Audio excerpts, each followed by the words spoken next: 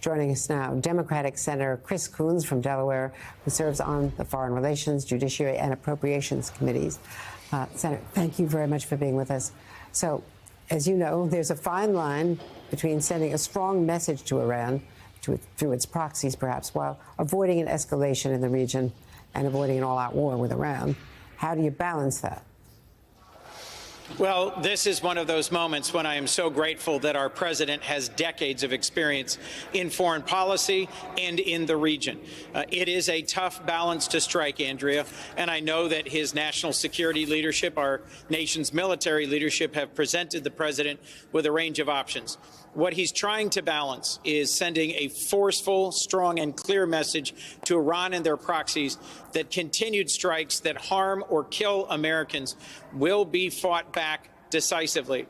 But he's also got an eye to the developments in the negotiations between Israel and Hamas to achieve a 40-day ceasefire in Gaza in exchange for the release of dozens and dozens of hostages. And he's also gotten an eye on the other challenges in the region. Hezbollah, which continues to fire rockets from Lebanon into the north of Israel, and the Houthis, who continue to harry and harass shipping in the Red Sea. So it needs to be a series of actions that show determination, forcefulness, and American capabilities, but not overdo it such that we then expand into a regional conflagration. So what do you say to your colleagues who are saying, go after Iran, that deterrence has not worked? I don't think a strike directly into the heartland of Iran that causes massive casualties is wise at this point, but I do think forceful strikes against a series of targets throughout the region that are Iranian proxies that will degrade their capabilities and that, frankly, will take the lives of those who are attacking shipping, attacking American troops, and attacking Israel. I think that's the sort of course we're likely to see, and I think that's proportional and a justified response.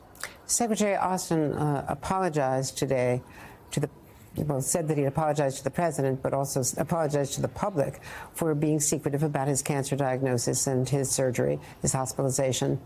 Is that adequate? I think the president continues to have confidence in the secretary. I think it was appropriate and adequate for him to take personal responsibility and for the White House to promptly conduct a review of succession and continuity plans for each of the cabinet secretaries. It's important for this incident for your viewers to be clear that at no point was the chain of command broken. At no point was our national security put at risk.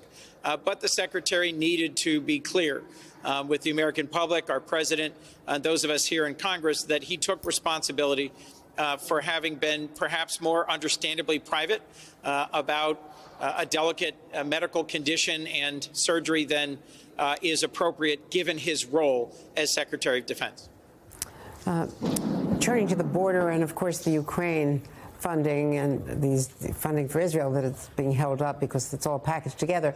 The lead negotiator, Senator Lankford, the Republican negotiator, says that the bill is getting closer to the finish line, but he also had this warning for critics of the legislation who have not even read the bill, and that would include the Speaker of the House. The biggest struggle that everybody's got right now is no one's been able to read it. And so everyone's going off of internet rumors. And there's lots of things that are out there that are just patently false. For instance, this ongoing thing that this allows 5,000 people in a day every day and checks them in. There's no way that's in the bill. Number one, I would never agree to that. But it's also just a total mischaracterization of the bill. So now there are reports that Mitch McConnell might be in favor of taking the border out, clearly, if it's not going to get resolved, and at least separating that out and doing the Ukraine funding. Would you support that? Andrea, I spoke to Leader McConnell about that exact question earlier this week, and he remains determined to secure funding for Ukraine, as do his principal allies and lieutenants in the Republican caucus, Senators Thune and Cornyn. I think it would be a tragic mistake after months and months of Republicans insisting that the crisis at the border is so urgent that it demands legislative action, for the Republicans then to turn around and say, oh, never mind, we don't need any legislative solution here, when a conservative champion of conservative principles on immigration, James Lankford, drove a hard bargain and got to a point that would put in law a number of the most conservative changes in asylum practice and in deportation practices that we've seen in a long time. So I think, Andrea, it would be a mistake for us to step away from this larger package. I'm gravely concerned about getting funding to Ukraine, about getting funding for humanitarian relief into Gaza, into Ukraine, and for a dozen other countries that are not often mentioned, from Sudan to Somalia to the Central African Republic to Afghanistan to Syria to many others, where there are millions on the edge of starvation, and making sure that we are able to provide assistance to Israel. This is a moment when the Senate should show that we can lead through compromise.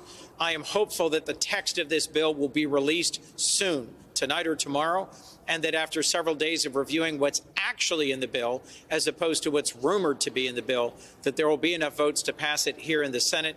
Senator Lankford is a friend. He is one of the most conservative members of the Senate I've ever called a friend. And I'm confident that once folks see what's in this deal, they'll recognize it's what the Republicans have been calling for months.